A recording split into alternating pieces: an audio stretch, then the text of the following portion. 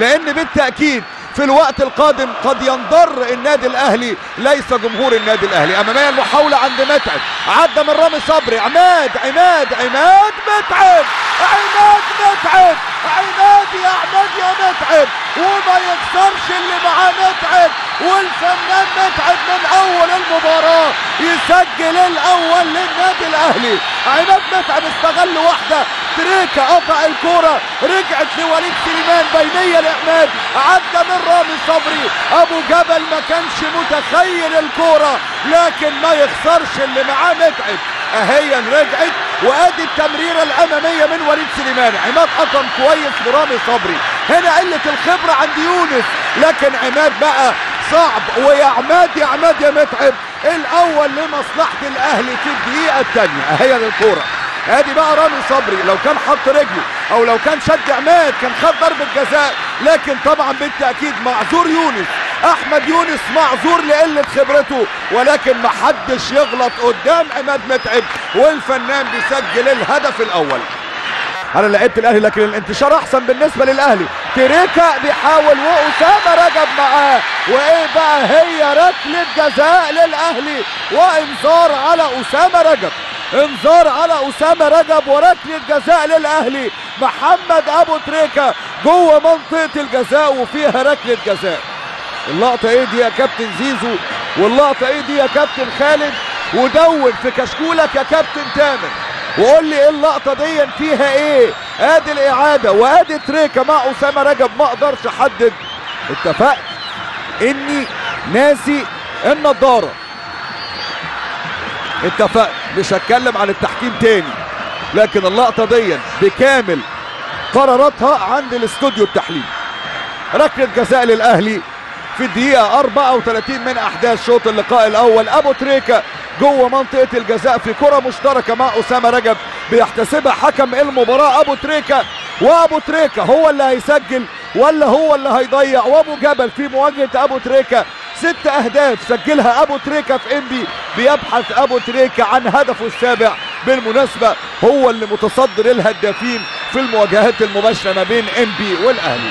تريكا وابو جبل وابو تريكا الثاني للاهلي، محمد ابو تريكا يسجل الثاني للاهلي في الدقيقه 35، يبقى الاهلي 2 انبي لا شيء. هو ابو تريكا يسجل هدفه في الدوري المصري، وهنا قدامنا كده مانويل جوزيه يعني بيحيي ابو تريكا، واحمد فتحي بيسلم على تريكا، وده بالتاكيد يعتبر هدف هديه الميلاد بالنسبه لابو تريكا اللي اتم ربيعه الرابع والثلاثين. ابو تريكا بيركن على يمين ابو جبل اللي بيروح للزاويه الشمال، واحلى احتفال بعيد الميلاد لابو تريكا، هديه لعيبه الاهلي لابو تريكا.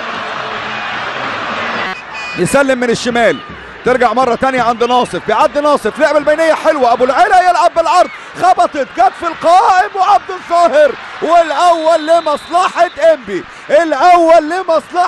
يا ولد يا عبد الظاهر بيسجل الهدف الاول لانبي في مرمى النادي الاهلي. الكرة اتلعبت، خبطت وغيرت اتجاهها، خدعت شريف، جت في العارضة ورجعت، كمل عبد الظاهر سجل الهدف الاول لانبي. يا ولد ادي ابو العلا لعب الكوره، جت في وائل جمعه، صعب على شريف، رجعت عند عبد الظاهر اللي سدد في مرمى شريف اكرامي. بقى الهدف الاول لمصلحه نادي انبي في الدقيقه 50.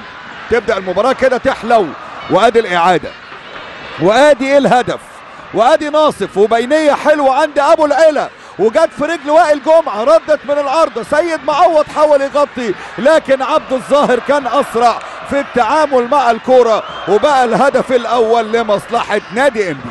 فتحي يلعب عند وليد سليمان اللي بيعدي، وليد سليمان يلعب واحدة طويلة، تريكا استلم، تريكا يرجع، وليد سليمان بيسدد، وليد سليمان جول الثالث للاهلي. ووليد يا سليمان بقى بيحط دانة مدفع، بيحط تسديدة قوية وبيسجل الثالث لمصلحة النادي الاهلي، والفرحة ترجع لمانويل جوزيه. وليد سليمان بدأ الهجمة عند تريكا، هي تريكا رجع، وادي وليد سليمان يا ولد تخبط في العارضة وتدخل في المرمى، يبقى الثالث لمصلحة النادي الاهلي. ادي تريكا وادي وليد سليمان، ردت من العارضة ودخلت في المرمى. وليد لعب واحدة عالية عند تريكا، استلم تريكا هدى كده، وادي حل من الحلول الفردية اللي اتكلمت عليها بعد ما ضيع اسلام عوض ركلة الجزاء. فكانت على وليد سليمان، عبد الظاهر عايز يعدي لكن قفل حسام غالي وحكم المباراة قال العب. دي فونيه فتح اللعب في اليمين، محاولة شعبان والتاني الانبي، محمد شعبان يسجل التاني الانبي، راح انفراد صريح هو وشريف اكرامي، والتاني لمصلحة نادي انبي، محمد شعبان بيسجل التاني. ادي الكورة، نبص حسام غالي وعبد الظاهر، وقف حسام وحاول وضغط كده مع عبد الظاهر، وصلت لأسامة رجب او ده فونيه والبينية، وادي شعبان يا ولد في مرمى شريف اكرامي بيسجل الهدف الثاني لمصلحة نادي انبي.